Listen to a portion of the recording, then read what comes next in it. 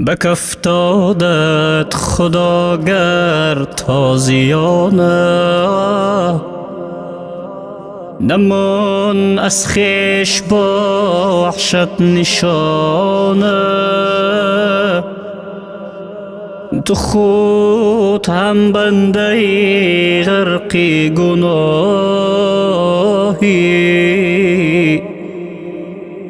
خدا داور بود در این میانه.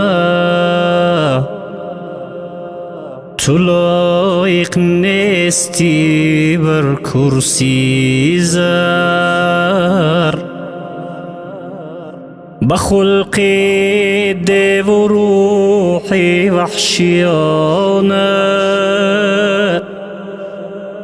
گرفتارند جمعی اهل بیتت، پری دارند یا دیوی سگانه. بیاید در خروج ار درد روحیت،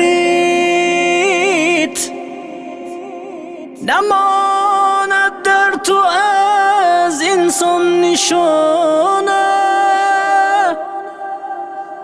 نباشد جای تو درگاه یاران، بود جای تو در دیوان خانه.